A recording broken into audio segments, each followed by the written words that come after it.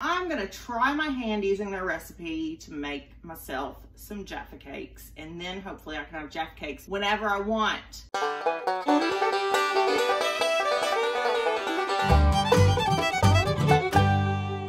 Hello lovely friends, how are you doing today? Great. Me too, thanks very much for asking. Today on Becca's Brit Tucky vlog, I'm gonna do some more Brit Tucky baking. It's been a while since I've done any Brit Tucky baking. It's taken me some time to reclaim my kitchen from just all of the daily beating that it takes. One of my favorite British treats is Jaffa Cakes. The problem with Jaffa Cakes is I can't find them anywhere near me. If I drive to Cincinnati and check Jungle Gyms, they may or may not be in stock. If I order them from British Corner Shop, 9 times out of 10, they are out of stock.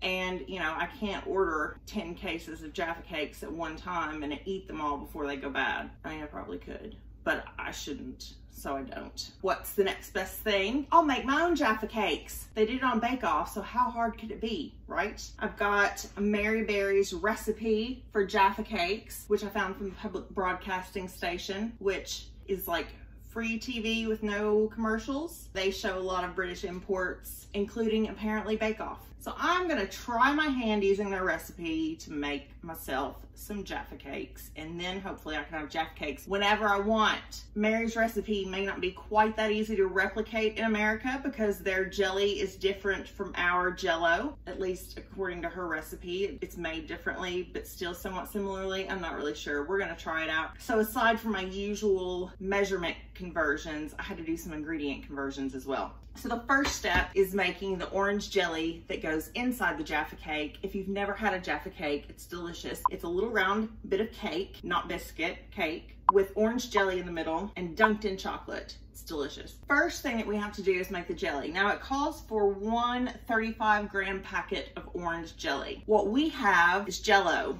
which is the same thing. Their jelly is not jam. Jam is what we would call jelly, and their jelly is our Jell-O, which is really a brand name. I don't know what generic Jell-O is, just gelatin, orange flavored gelatin product. This is the legit Jell-O brand, only the best for Mary. Here's the issue I've run into. This is a 170-gram box of orange gelatin, whereas the recipe calls for a 1 through 5 gram packet of gelatin. The second concern that I have is the jelly being the right consistency for sitting on the cake. So I'm going to use this packet of jelly and kind of fudge Mary's measurements a bit for her water gelatin ratio and hope that it turns out, because you're using significantly less water than you would be if you were making this whole packet of Jell-O to feed 8 people rather than to top on some Jaffa Cakes. When I was growing up, I knew that if you double the Jell-O and halve the water, that made Jell-O jigglers, which are the little figures that you can make out of Jell-O. This is supposed to be, I think, a similar consistency because you have to cut it with a cookie cutter. I bought a whole bunch of Jell-O boxes, and then I realized maybe I could just use the same box and like just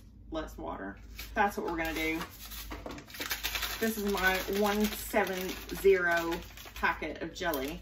Now, Mary's jelly is solid because it says that you need to break it into pieces. All the British baking I've watched, it seems like Brits use a lot of jelly sheets. I don't know why we can't get that here. Maybe you just make a lot more gelatin than we do. However, this comes as a powder with sugar and gelatin and orange flavoring already in it. And Mary says to put this in a small bowl and then pour 5 ounces of boiling water over it.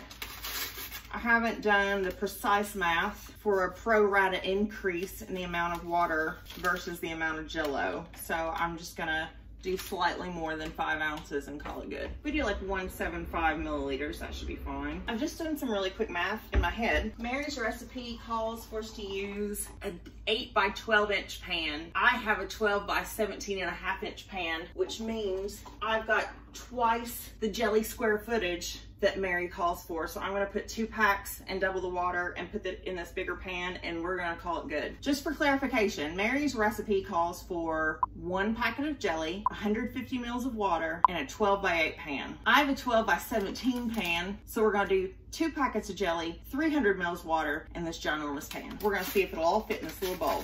But it should. I mean, this is a 999 milliliter bowl, right? Pour over the boiling water. Stir it up. It's very resistant to stirring. I feel like I need to use a whisk. Make sure there's no lumps of sugar. Ooh. I really hope that like this isn't gonna stick to the pan in a way in which I can't get it out. But who knows, we'll see. It's an adventure. We're gonna make Mary proud. All right, we've stirred it until it's thick, and then we pour it into this baking tray.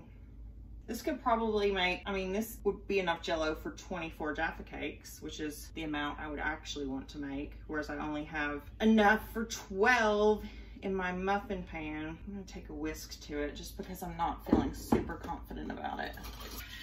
Now, this chills in the fridge for an hour while we make the rest of our Jaffa Cake components. All right, I took a brief, approximately 10-minute chocolate milk / hunt for batteries for my kitchen scale break, but we're back and we're ready to start our sponge. Now, Mary's recipe says that you need a 12-hole bun tin. I don't have a bun tin. Walmart doesn't have a bun tin. I also had to Google what a bun tin was, and apparently it's this tin with very shallow holes, and it's also called a muffin top maker. If you've seen Seinfeld, you know you can't just bake a muffin top. I'll never just bake a muffin top. You gotta make the whole muffin. Then you pop the top, toss the stuff. One thing I read said that you could use a cupcake tin. I was lucky enough, however, at Walmart to find this. It's a cupcake tin, but it's also very shallow. So really shallow cupcake holes. I'm gonna use this and see how it works. First, we have to grease it with butter. I don't have any wax paper because I don't have a use for wax paper really, except when it comes time to butter things. But when I was growing up, you just took a piece of wax paper and dipped your hand in the butter and smeared it all around on whatever it was you were supposed to grease. So I've got saran wrap and I'm just gonna use that. Or if you're low on butter, you can just use the butter paper because it's wax. I think the butter's breached the saran. Pretty sure I have butter on my fingers. All right, that's buttered. For the sponge, preheat the oven to 350. They actually have that measurement in converted to Fahrenheit. So set it to 350 Fahrenheit. Okay. For the sponge, whisk the egg and sugar together for 4 to 5 minutes. All right, so we need an ounce of sugar and 1 egg. All right, I'm gonna measure in this because this is smaller. And my other mason cast jug is elsewhere because I made cookie dough in it. Cookie dough that a single person can eat in one sitting. 1 ounce or 25 grams of caster sugar. This is good old-fashioned granulated sugar, great value brand from Walmart. I don't know what 25 grams is, but it doesn't seem like it's a lot. All right, that's 7. Maybe it's more than I thought. All right, 25. Cream that together with my egg. I was able to find pasture-raised eggs. These chickens had like something like 100 square feet of room apiece, so I was happy with that. 1 large egg. Kate's only making scrambled eggs with these, and because they're pasture-raised and not like a bunch of chickens in shock cages, they have like a richer looking yolk, and she was not happy with her scrambled eggs. She ultimately decided they tasted good, but they looked different than what she was used to. So that was a struggle. The Jell-O also calls for some orange zest, but here's my orange and I forgot to zest it. It's probably fine. I mean, I feel like whatever chemicals are in that Jell-O to make it taste orange are sufficient for my palate, especially considering I'm comparing this to processed prepackaged Jaffa Cakes that I get in a pack of 10. Cream this for 4 to 5 minutes. All right, I beat that for about 4 minutes, 4 to 5 minutes, 4.5-ish. And now we fold in the flour. I can't find my sifter, so I'm just gonna improvise because this is like the closest thing to like fine mesh that I have. We need 25 grams of sifted self-raising flour. Well, it's slow going, but it's not bad. It's like I'm putting powdered sugar over pancakes or something. 25. Okay. Gently fold that in. What should I fold that in with? Just a spoon, I guess. Very gently folding it in. I feel like if I were on baking show, even though I followed the directions as closely as I could, they'd be like, you overmixed that. You overstirred it. Your air fell out. It's underbaked. It's overbaked. I can barely have a stress-free cooking experience in my own home, much less in the tent. So don't think I'll be auditioning for Bake Off anytime soon. Now it says to spoon by dessert spoonfuls into each tin. When I was a kid, Mom had this set of brown plastic measuring spoons, and one of them was a dessert spoon, and we never used it because we always were either using a teaspoon or a tablespoon. And so I remember that it had the measurement in milliliters listed on the handle, but I didn't remember how much it actually was, so I had to Google that. It's 2 teaspoons worth, or 10 mils. You drop 2 teaspoonfuls / 1 dessert spoonful / 10 mils into each little cup. This is about what one looks like, and then it says to spread the top so that it's flat and round and even. What if I don't have enough batter? What if I have batter left over? You have 1 hour to complete this challenge. That's how long it takes the Jell-O to set. All right, it's actually coming out to be pretty much perfect. It's a good shout, Mary. It's a very British phrase. Good shout. Fast tilt, bake 7 to 9 minutes or until well risen and the top of the sponges springs back when lightly pressed. Good luck and Godspeed. All right, set the timer for 7 to 9 minutes. I'll check them at 7. All right, 7 minutes is up, so I'm gonna check them. They smell very buttery. Probably because of all the butter I put in the tin. So this is what our little lovelies look like. I think they look good. These will cool in the tin for a few minutes, and then we finish cooling them on a wire rack. That looks just like the bottom of a Jaffa cake. I'm happy with that, as they say on Bake Off. I'm happy with that. They're sisters, not twins, but they do look like Jaffa cake bases. So, all right, the Jell-O has come out of the fridge. It was in there about 2 hours. It didn't exactly set level in the fridge. As you can see, it's sort of thicker on this side than it is on this side, but that's okay, we'll make it work. The recipe calls for a 2-inch cookie cutter. I'm really ashamed of the state of Kentucky for not offering a biscuit cutter or just a plain little round cookie cutter for sale anywhere near my home. I checked Walmart, I checked both the dollar stores, Big Lots, Walgreens. Nobody had any. I couldn't even find a biscuit cutter. I feel like everyone needs to have a biscuit cutter. I have one somewhere. No idea what I've done with it. It's probably in a box in storage in the garage. But I feel like maybe they just don't make biscuit cutters anymore. Maybe everybody just has their grandma's biscuit cutter and there's not a market for biscuit cutters because we're already at max biscuit cutter capacity. But anyway, we need a 2-inch cutter. I have an egg cup and I tried it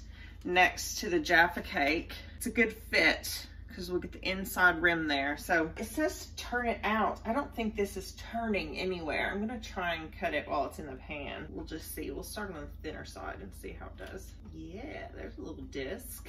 Again, they're sisters, not twins. 1, 2, 3, 4, 5, 6, 7, 8, 9, 10. This area kind of down the middle of the baking tray. There are my circles. I'm gonna try and get those out with a teeny tiny spatula and see how that does. Yeah, I mean, it just kind of like, yes, look at that. And I feel like that's even better than the Jaffa cakes you get in the store, because the ones in the store, the jelly is like way too far from the edge. So we're gonna get better orange coverage doing it this way. Yes, I'm happy with that. I'm happy with that. It's a hearty gel there. The trick is to get like all except a little edge onto your spatula, and you catch that little edge onto the jelly and it just folds itself out. This is actually going quite well, she said, before she'd even attempted to temper chocolate. They feel nice and spongy, like they don't feel too crispy. Now the edges, like you may want to sand those off or something. They were kind of up around the rim of the baking cup, so it's got a little bit of a raised edge on some, but that's okay. You can just file that off if you don't like it, but you know what, it's extra cake, so why would you do that? So here's just a representative sample since I can't like tilt them all up. That looks really good. And the Jell-O is like, I feel like it's a good thickness. You don't want it too thick because it'd be weird. Now we're gonna do our chocolate. The recipe calls for 180 grams of chocolate that's 36% cacao. This is 43% cacao, which is the closest I could get without going under. I didn't want it too dark. I do like dark chocolate, but I feel like the Jaffa cake chocolate is semi-dark, so I've got these semi-sweet chocolate chips. I've eaten approximately half the bag of 340 grams, so there's about enough. I've got my double boiler, really nervous about scorching it, so We'll get that rocking. It's getting melty. Now it says to spoon it over. What's the proper Jaffa technique? They look like they've been dipped because it's so even, but maybe they've all just been laid very close together. Now it says to heat the chocolate and then set it off the stove to cool. Spoon melted chocolate over the jelly discs using the tips of the tines of a fork or a skewer. Lightly press to create a crisscross pattern on top of the chocolate, then leave to set completely. You may need to reheat the chocolate a little if it starts to set before you've finished all the Jaffa cakes. Okay, good to know. Yeah, we're there, baby. It looks nice and shiny like it does on Bake Off because it is quite thick. So like, there's a dollop. Like you kind of want to just seal the jelly in there, right? Probably too much chocolate, but you know what? You can never really have too much. One of these days, I'll have a multi-camera system and you can get a close-up shot of all this, but for now, it is what it is. And they do look nice. The chocolate actually looks like it's gonna dry fairly shiny, which is nice.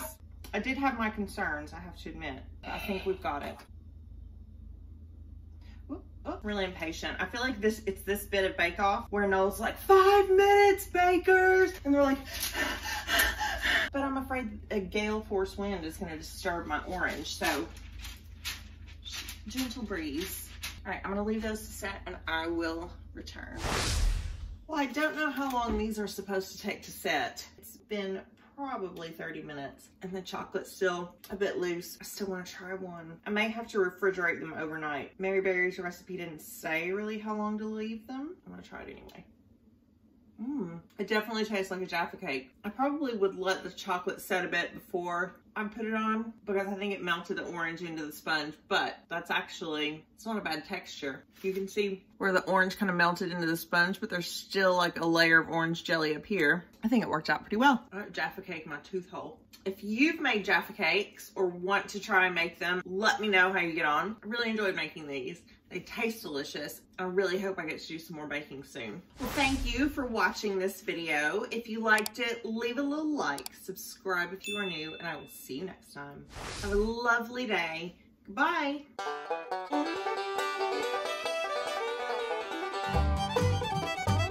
And they're like,